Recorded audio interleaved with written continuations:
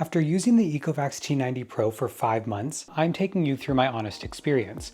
Not the highly manufactured tests, but the real questions that you want answered. How it navigates, how fast it cleans, how quiet it runs, does it get stuck on anything, and whether this robot vacuum mop combo actually delivers on a hands-free experience or if I still have to do the work in the background.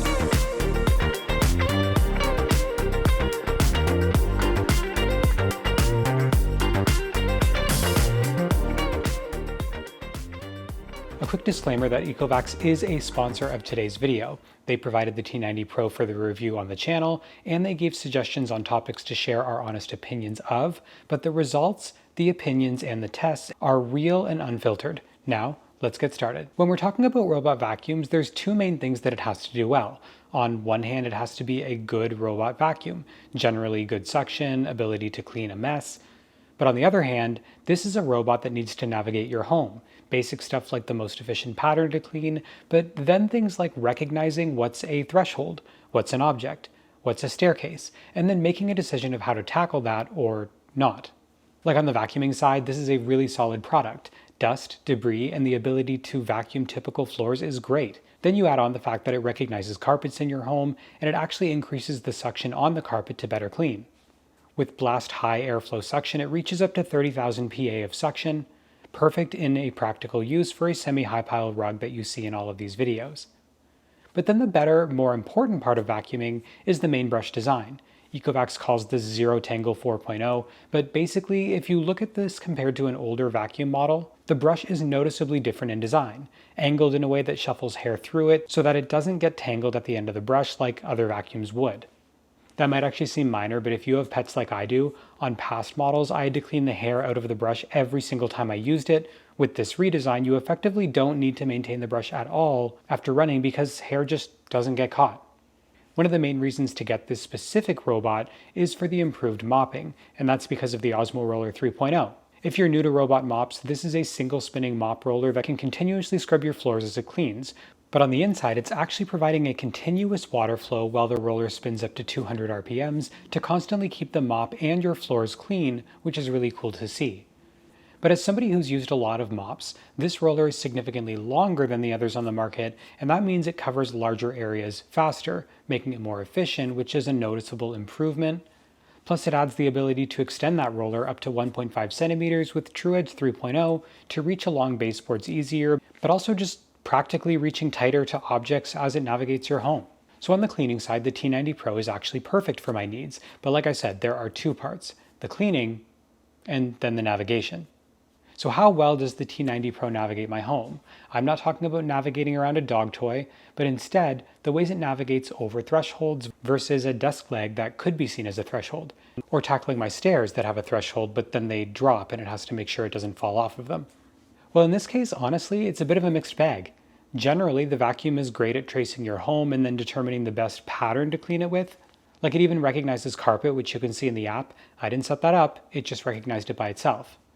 And then it vacuums harder on those areas too, and even has the ability to make smarter decisions. So when you're vacuuming and mopping, it can clean the carpet first before even wetting the mop, and then it returns to the station to wet the mop to then begin that mopping cycle. Plus, if it then needs to cross the carpets for any reason, it'll lift the roller to avoid any contamination. Smart. But the one problem I continued to run into here was certain areas of the map it just decided not to clean. So I've been running my vacuum constantly, and I'm always noticing that it's missing this one part of the carpet here and just going really wide around it. Like obviously there's the point where it's like avoiding all of the wheels here, but it's also just completely avoiding going under it when it can totally reach that. So I just thought that that was interesting that it's sort of like going wide all the way around this area when there's really no reason to do that. So it did occasionally clean under my coffee table, to be fair, but not consistently and without a clear reason why it sometimes would and sometimes just wouldn't. Like it's basically doing the same thing in my kitchen here around my island where it's just doing the perimeter and nothing else. Makes a lot more sense here though because it's so narrow that there really isn't a lot of room for it to move around. But what doesn't make sense is this mat here that it actually thinks is a carpet, and it kind of just like does the perimeter of it and then not the rest of it. And I don't really have a clear reason why. It could be because of the slight angles around the corners that you can see, but It's not really something I can force to clean. It just decided it doesn't go there, and it never seems to change its mind no matter how many times I run it. And the other thing here is my dining room table, where it really just didn't want to conquer going underneath all of the chairs, but look at the result after running the vacuum 5 times in a row. Just a lot of hair there that isn't going to get picked up unless I move these chairs out of the way. I've had a lot of robot vacuums in the past that did navigate these areas more aggressively, but those often got stuck where the T90 just typically doesn't. Essentially what I learned long term was with this vacuum, if I want to do a deep clean under all of these areas, I would clean 2 to 3 times a week. And one of those times, I would remove all of the chairs and the obstacles to let it do a full true cleaning to reach all of those areas. A disclaimer I should note is that this section is totally based on the sensors available to the vacuum and also the software and AI to make those decisions. And that means that these things can improve over time, and they have. Like when I first picked this thing up, it didn't properly notice stairs, and it actually was able to fall down them. Now it recognizes the area and knows to avoid it. A perfect example of software getting better over time. This robot vacuum also didn't immediately notice the separate rooms in my house where others did and were able to separate them. And it even showed my staircase as its own separate room, even though it knew not to go down the stairs. I was able to edit the map to separate all the rooms, and then I had the ability to just tell it to clean a specific room or set a certain order between the rooms to clean, which was great after the initial setup. So I ran real tests of the T90 Pro, every setting and every speed, and here's the results. There are 3 modes: vacuum, vacuum and mop at the same time, or mop after vacuum. Our main floor is approximately 31 square meters or 333 square feet of space. On deep cleaning mode, the vacuuming took 61 minutes. On vacuum and mop, it only took 1 additional minute. On mop after vacuum, it took twice the time at 124 minutes. But what surprised me was the second option for cleaning speed. So I ran additional vacuum tests, and what I found was that the deep cleaning took 61 minutes, was just 6 minutes faster on the standard cleaning, and then was 30% faster on the quick cleaning at just 41 minutes. You can see the differences in cleaning patterns here for each as it reduced the number of passes overall as you choose the faster speed. The battery life was also great on this thing, and only ever used a maximum of like 20% of my battery when doing all of these continuous tests and cleaning back to back. And that's thanks to a feature called power boost charging, where the vacuum returns to the OMNI station to do its standard rinsing of the mop heads when cleaning, and uses that time to quickly recharge up to 10% in just a 3-minute wash. And that basically lets it keep cleaning with 0 downtime. That makes it rated to cover homes all the way up to 500 square meters or roughly 5,300 square feet, making it an ideal choice for larger homes. Also, if you're running this thing while you're home, the sound likely matters to you, so ECOVACS gives you different suction options, all with noticeable different sound levels. This is on max.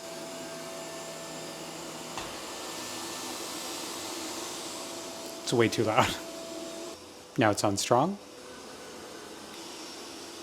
Still can't hear myself think.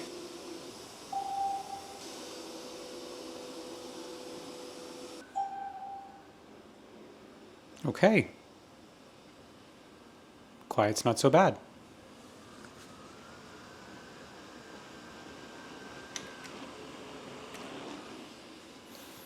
I think in quiet, the only thing that I'm actually hearing is the wheels and the motor running more than the suction at all. Listen to this.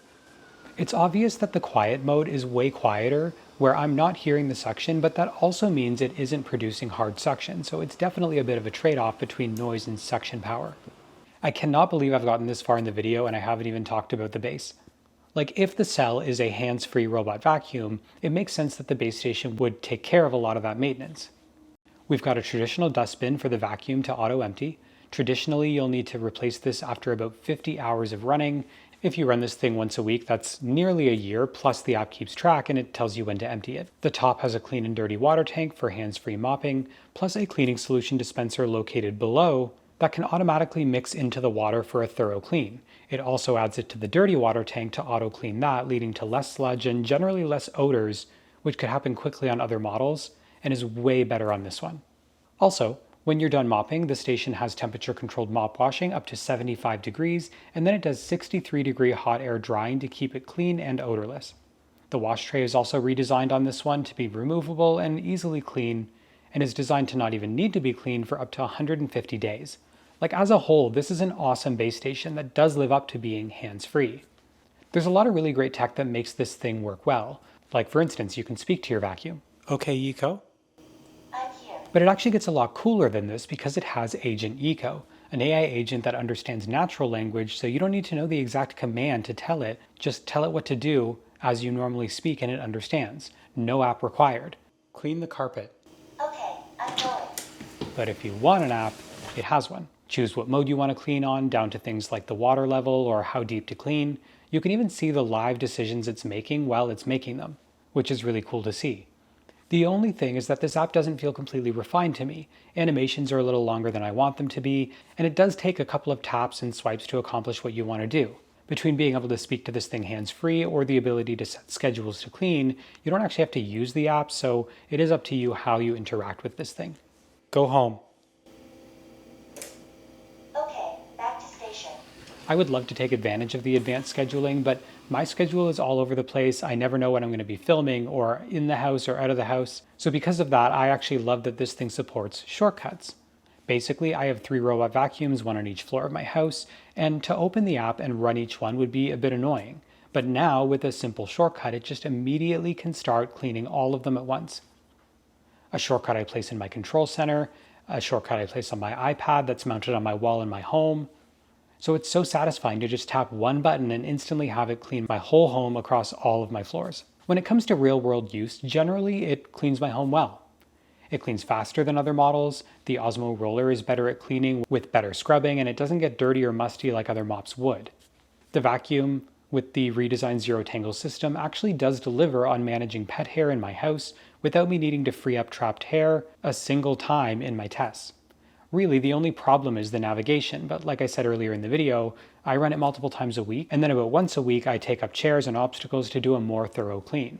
The only missing feature I would prefer here is a bagless design to eliminate the need for bag replacement, but really, if you only run this thing once a week, you're only going to replace this once a year, and of course, this is a feature on the X11 and X12 OMNI Cyclone that I've reviewed on the channel previously, so if you want that, check those out. Overall, the ECOVACS T90 Pro is a great robot vacuum and mop. In a sea of many different models to choose from, the T90 Pro stands out thanks to its improved Osmo Roller 3.0 that extends further and scrubs harder, making it ideal for homes that want to mop often. But if you want to see where another model might be the best choice for you, check out my buyer's guide on the channel now. If you have questions I didn't answer in this long-term review, leave your questions in the comments below and I will be sure to get to them. As always, thank you guys so much for watching, and I will see you in the next one. Eco, go home.